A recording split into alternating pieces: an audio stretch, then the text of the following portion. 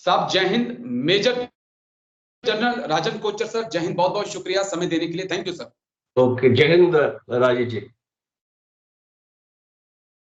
एक बड़ा interesting issue sir, एक AK 203 को लेकर 2019 से ही चर्चा चल रही थी कि AK 203 बनेगी दुनिया भर में। AK 203 की भारत सप्लाई करेगा, इंडियन आर्मी उस हथियार का इस्तेमाल करेगी। कहां फंस के रहेगी सर AK 203? कहां फंस के रहेगी? देखिए राजेश जी, एक मेजर डिसीजन होता है किसी भी फौज को अपना एक वेपन प्लेटफॉर्म चेंज करने के। ओके। और आप जानते हैं कि जो एक असॉल्ट राइफल है वो एक फौजी सोल्जर का आभूषण होता है। वो उसका एक ऐसा साथी होता है जो वो हर एक वक्त पे उसके ऊपर वो भरोसा करता है। और इसीलिए बहुत जरूरी था कि एक ऐसा हथियार, एक असॉल्ट राइफल एक सोल्जर के हाथ में हो जिसमें उसको पूरा कॉन्फिडेंस हो कि वो दुश्मन को खत्म कर सके जी। और हमने ये देखा जो इंसास राइफल है 5.56 जो इसका बोर है, ये जी। दुश्मन को मारती नहीं थी, खाली घायल करती थी। ओके। बिकॉज बेसिकली जो नेटो का कॉन्सेप्ट है उसके ऊपर ये लिया गया था। और वो इसीलिए लिया गया था कि अगर दुश्मन घायल होगा तो जी। दुश्मन के लोग उसको उठाने आएंगे, उसमें 4 लोग और लग जाएंगे उसकी इवैक्यूएशन में, उसमें हेलीकॉप्टर भी आएगा उसको वहां पे पीछे ले जाएगा। तो इसके ये समझ के कि हम दुश्मन की लॉजिस्टिक्स को और बढ़ाएंगे, ये वेपन सिस्टम इख्तियार किया गया था। तो ये कन्वेंशनल वॉर के लिए तो ठीक है। और अगर आप एक आर्मी अगर दूसरे आर्मी के साथ लड़ रही है और 300 मीटर की रेंज में आपने फायर करना है, 400 मीटर की रेंज में फायर करना है, दूर से दुश्मन को एंगेज करना है, तो अगर आपने उसको गिरा दिया, उसको अगर आपने मारा भी नहीं, तो आपका मकसद पूरा हो जाता है। बट प्रॉब्लम ये है कि हमारी फौज एक काउंटर टेररिज्म और काउंटर इन्फिल्ट्रेशन के रोल में काम कर रही है।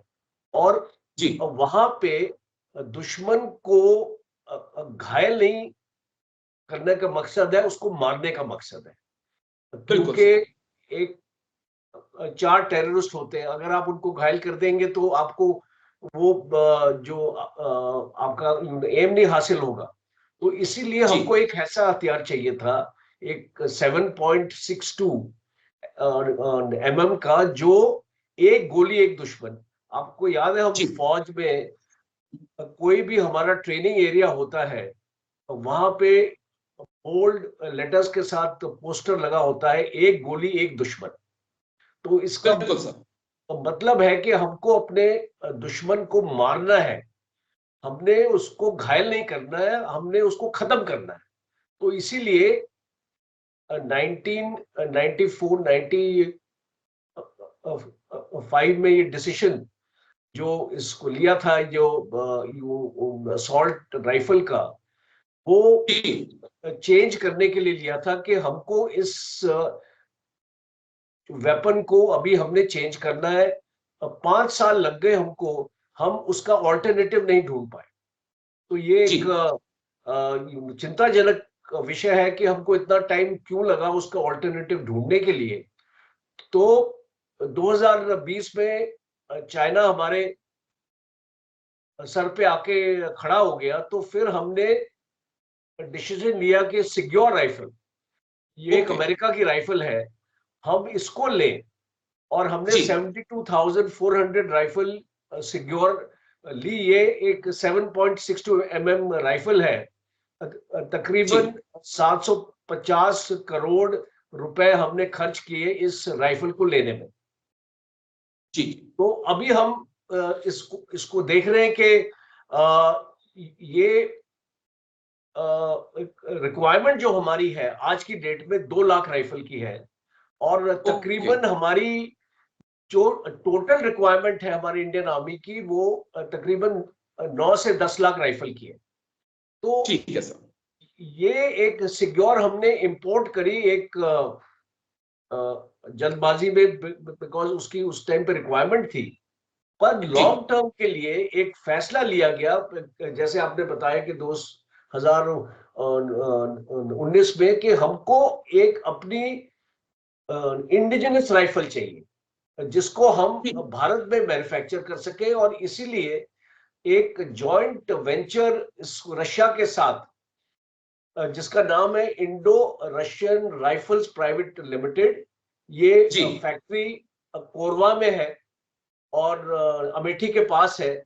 डिसीजन लिया गया कि 7,50,000 राइफल इस फैक्ट्री में मैन्युफैक्चर होंगी। अब प्रॉब्लम आ जाती है कि यूक्रेन लड़ाई और रशिया के ऊपर सैंक्शंस, और इसीलिए ये पूरा प्रोजेक्ट 2 साल पीछे पड़ गया। और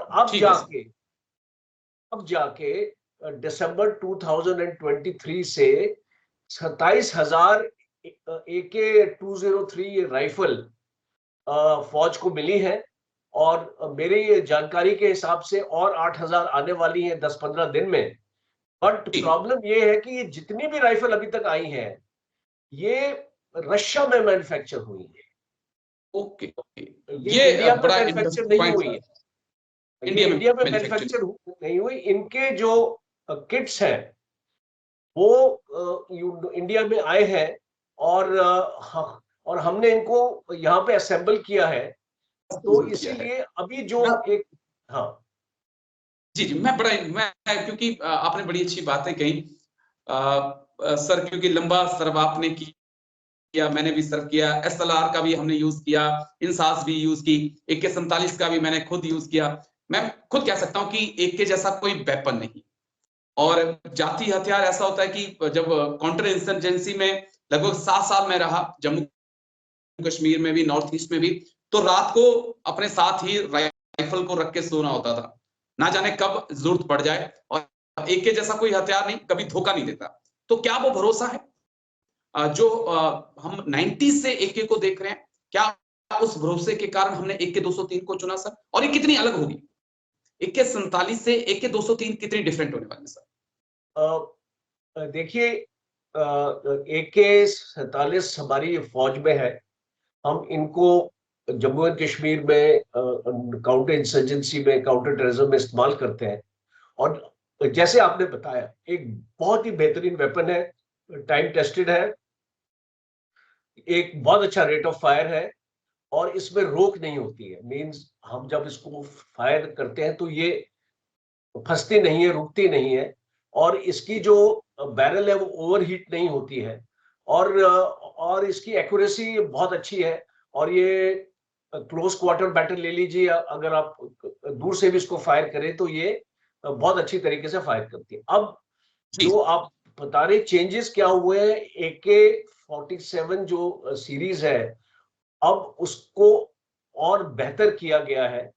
कैलिबर वही है, पर उस असॉल्ट राइफल की मेटलर्जी को, जो भी उस टाइम पे जो भी फीडबैक आया था AK का, कि इसको और बेहतर एक्चुअली कैसे हम कर सकते हैं, इसको और मजबूत कैसे कर सकते हैं, और इसकी मेटलर्जी को हम कैसे इंप्रूव कर सकते हैं, उस पर ध्यान दिया गया है। R&D पे ध्यान दिया गया, रिसर्च एंड डेवलपमेंट पे ध्यान दिया गया है, उसकी मैगजीन को बेहतर किया गया है। और जो इसके ऊपर साइट्स लगती हैं, जो नाइट साइट्स लगती हैं और जो बाकी एक्सेसरीज लगती हैं, वो एक उसमें प्रोविजन इसको दिया गया है कि आप इसमें अपने सेंसर्स भी लगा सकते हैं, आप इसमें नाइट विजन इसको डिवाइस भी लगा सकते हैं, दुश्मन को आप दूर से देख पाएंगे और उसको एंगेज कर पाएंगे। तो इस तरीके का जो आधुनिकीकरण है वो आपको AK-203 में मिले। ठीक है सर, एक आखिरी पॉइंट थोड़ा सा हटकर है, लेकिन बड़ा इंटरेस्टिंग पॉइंट है सर। सर, भारत में जब हथियारों की बात होती है, हम इच्छापुर फैक्ट्री को छोड़ दें, तमाम फैक्ट्रियों को छोड़ दें, एक मुंगेर का नाम आता है सर। कई बार मैंने देखा कि मुंगेर में, मैं सच कह रहा हूं कि मीडिया में हमने कई ऐसी तस्वीरें देखी जहां मुंगेर में हूबहू AK-47 जैसी राइफल बना दी जाती है। हम उन प्रतिभाओं का क्यों इस्तेमाल नहीं करते हैं? क्या इसके बारे में हमें सोचना नहीं चाहिए कि वो लोग जिनके पास कुछ नहीं है वो AK-47 जैसा हथियार बना देते हैं, तो वो इससे भी बेस्ट बना देंगे जब हम उन्हें सपोर्ट करेंगे। सर देखिए, आपको इस चीज को एक सिस्टमिक तरीके से आपको देखना पड़ेगा, बिकॉज कोई भी जो हथियार होता है, एक तो हमको उसका लार्ज स्केल मैन्युफैक्चर चाहिए, जी दूसरा हम उसके स्पेयर्स भी हमको उसको चाहिए कि अगर वो चीज उसमें कोई खराब हो जाती है तो हम उसको उसको रिप्लेस कर सके। उसमें कई तरीके के स्प्रिंग आपके लगते हैं और आपके बोल्ट्स लगते हैं, बहुत सारी चीजें जो स्पेयर्स जो होते हैं हथियार के, हम उसको फौज में MRO सपोर्ट बोलते हैं, maintenance repair and operations organisation, जैसे कि हमारा कोर ऑफ EME करती है जो हथियारों को मेंटेन करती है। तो इसीलिए अभी आपकी जानकारी के लिए 5 फर्म्स को 4 फर्म्स को सिलेक्ट किया गया है भारत में मैन्युफैक्चर के लिए। एक है अदानी डिफेंस अहमदाबाद में, एक है SSS defence Bangalore, Jindal defence Delhi, और ऑप्टिक इलेक्ट्रॉनिक्स इंडिया नोएडा की ये फर्म है।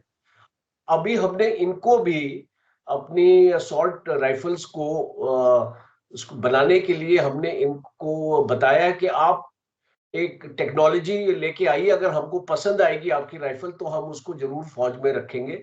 और दूसरा ये जितने भी एक्सेसरीज की प्रॉब्लम आ रही थी, जैसे आपका सिक्योर राइफल है तो इसमें एक्सेसरीज की हमने वो जो इसको कॉस्ट को हमने कट करके, इसलिए हमने इसमें काफी एक्सेसरीज हमने इसमें ली नहीं थी उसकी इस सिक्योर में। तो जैसे कि LED powered reflex red dot sites होती है, और होलोग्राफिक साइट्स होती है, ऑप्टिकल साइट्स होती है डे नाइट की, वो ये एक्चुअली लैक कर रही थी सिक्योर राइफल। तो हमने अभी अपने स्टार्टअप्स को बताया है, जो हमारे डिफेंस स्टार्टअप्स, आप जानते हैं 800 के करीब स्टार्टअप्स हैं डिफेंस में। तो अभी ये स्टार्टअप्स को हमने ये इसको बोला है कि आप इसको सिक्योर राइफल को एक्सेसरीज भी डेवलप करें। तो ये सब चीजें अभी हो रही हैं राजेश जी, अभी भारत में हो रही हैं, और मुझे ऐसे लगता है आने वाले वक्त में आप एक और अच्छी असॉल्ट राइफल देखेंगे। बस एक आखिरी पॉइंट, 1 मिनट में मुझे जवाब चाहिए होगा। अभी तक रूस से आई AK-203 को हमने असेंबल किया है, इसके पीछे का कारण क्या है? क्या रूस सर टेक्नोलॉजी देने के लिए तैयार नहीं है AK-203 की, या कोई दूसरी अड़चन है कि वो भारत में ही बने, भारत में ही वो मटेरियल आए, वो मेटल आए? देखिए, जितनी राजेश जी जानकारी मेरे पास है, प्रॉब्लम आपने सही आइडेंटिफाई की है। ट्रांसफर ऑफ टेक्नोलॉजी का एक इशू चल रहा है, प्राइसिंग का एक इशू चल रहा है, रॉयल्टीज का एक इशू चल रहा है। तो ये सब मुझे उम्मीद है ये आयरन आउट हो जाएगा, क्योंकि यूक्रेन की लड़ाई की वजह से, सैंक्शंस की वजह से रशिया इसके ऊपर जो एक फैसला नहीं ले पाया था। बट जो मुझे बताया गया है कि ये जो सारे इश्यूज अभी सॉर्ट आउट हो चुके हैं, और अभी आने वाले वक्त में हम देखेंगे कि ये हथियार इंडिया में मैन्युफैक्चर होगा। चलिए, ऐसी बिल्कुल उम्मीद रहेगी। लेकिन बहुत बहुत शुक्रिया आपका मेजर जनरल राजन कोचर सर, आप जुड़े और इतनी बारीकी से आपने AK-203 के बारे में मुझे और मेरे दर्शकों को बताया सर। थैंक यू इसके लिए। जय हिंद सर, थैंक यू।